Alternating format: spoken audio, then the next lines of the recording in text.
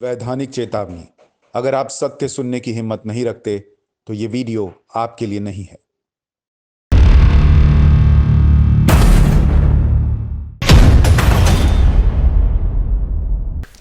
नमस्कार, सत्य के इस एपिसोड में आपका स्वागत है। मैं हूं सुशांत सिन्हा। आज का सत्य आपको बताएगा कि लोकतंत्र में पब्लिक की हैसियत क्या रह गई है इन नेताओं की नजर में। अगर आपको कोई परेशानी है, कोई दिक्कत है, तकलीफ है, आप कोई विरोध करते हैं तो आपको तभी सुना जाएगा जब आप नरेंद्र मोदी का विरोध कर रहे हो। आपको तभी सुना जाएगा, आपके लिए एक पूरी लॉबी तभी खड़ी हो जाएगी जब आप बीजेपी शासित राज्य में यह विरोध कर रहे हो, बीजेपी की सरकार का विरोध कर रहे हो। वरना आपकी कोई हैसियत नहीं है। आपके जीने मरने से किसी को फर्क नहीं पड़ता। और मैं ये इसलिए कह रहा हूं क्योंकि एक तरफ तो दिल्ली बॉर्डर पर किसान जमा है जो कि देश भर के ना होके किसी सीमित राज्य के हैं, सीमित संख्या में हैं। उनके साथ तो पूरी लॉबी खड़ी हो गई जबकि चीजें उनके पक्ष में हैं। फिर भी लेकिन वहीं दिल्ली से थोड़ा दूर झारखंड में रांची में क्या हो रहा है वो आपको दिखाता हूं। ये तस्वीर देखिए। रांची में कपकपाती ठंड पड़ रही है और उसमें ये युवा जो है वो रात में किसी तरीके से कंबल से अपना शरीर ढककर मोरहाबादी मैदान में, मतलब खुले में सो रहे हैं, अनशन कर रहे हैं।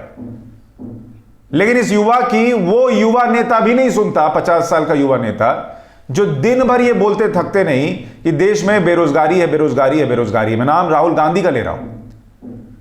और क्यों नहीं बोलते? क्योंकि झारखंड में कांग्रेस भी सत्ता का हिस्सा है।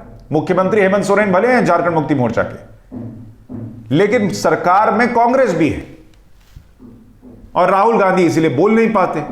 ये युवा वहां पर ठंड में मर जाएं, किसी को फर्क नहीं पड़ता। ये आमरण अनशन कर रहे हैं किस चीज के लिए? कि इनको बहाली मिल जाए, जो टेस्ट इन्होंने पास किया उसको लेकर। पूरा मसला क्या है? 2015 में आरक्षी बहाली के लिए 7,272 वैकेंसीज निकाली गई। 2017 में 4,792 बहाली हो गई, बाकी को लटका के छोड़ दिया गया। अब ये कह रहे हैं हमको बहाल तो कीजिए। कौन सी नाजायज मांग कर रहे हैं भाई? और जब हेमंत सोरेन मुख्यमंत्री बने तो उन्होंने कहा कि 5 दिन में काम हो जाएगा। 11 महीने बीत गए, कुछ नहीं हुआ। राहुल गांधी एक फोन नहीं कर सकते हेमंत सोरेन को कि बॉस ये क्या हो रहा है, देश का युवा ठंड में मर रहा है, इनकी बहाली कीजिए। लेकिन कौन करेगा?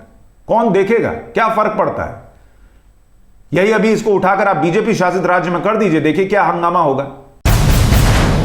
और हालत यह है कि इनमें से कई लोग, क्योंकि वो जो उम्र की सीमा है वो 25 साल है, बेचारे अनशन करते करते 25 का आंकड़ा पार कर गए। उम्र होती जा रही है, मजबूरन बैठे हैं आमरण अनशन पे। स्लाइन चढ़ रहा है, कुछ लोगों को हॉस्पिटल ले जाना पड़ गया। कोई सुनने वाला नहीं। क्यों? क्योंकि ये काम के नहीं। काम तो तब आएंगे ना जब नरेंद्र मोदी का विरोध करेंगे, बीजेपी का विरोध करेंगे। वरना बैठो, किसी को फर्क नहीं पड़ रहा है। और ये इकलौते नहीं है। झारखंड सशस्त्र पुलिस में 2011 में 1020 नियुक्तियों के लिए विज्ञापन निकला था, 720 की हो गई, 300 के पद खाली हैं। वो अलग अनशन कर रहे हैं, उनको कोई नहीं सुन रहा। गृह रक्षा वाहिनी लातेहार के 300 से अधिक युवा मोरहाबादी मैदान में हड़ताल कर रहे हैं, अनिश्चितकालीन धरना कर रहे हैं, कोई नहीं सुन रहा।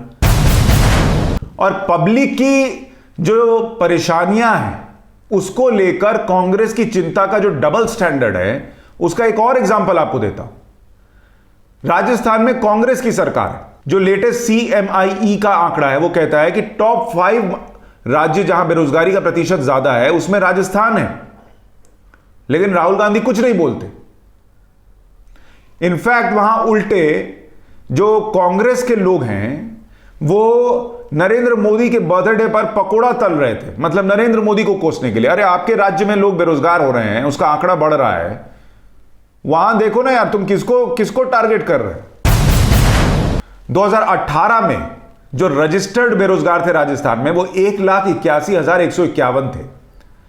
अभी 6,05,332 हो गए। आप सोच रहे 1,81,000 से बढ़कर 6,05,332 हो गए। इतनी बेरोजगारी बढ़ गई है राजस्थान में। कोई बताएगा? राहुल गांधी बताएंगे कि युवाओं को रोजगार जो है वो सिर्फ चुनावी मंच पर देंगे या सच में भी देंगे? और यहां रोजगार देने की बजाय राजस्थान की गहलोत सरकार दे क्या रही है? बेरोजगारी भत्ता 3,000 रुपए का। अरे आप चुनाव जीत के आए कि आप रोजगार देंगे और आप बेरोजगारी भत्ता देके काम चला रहे हैं। मतलब आप किसी को पार्टी देने के नाम पर लेके गए होटल कि चलो तुमको बिरयानी खिलाऊंगा, और वहां ले जाके सिर्फ सादा पापड़ और सलाद ऑर्डर कर दिया। उससे भूख मिटती है क्या?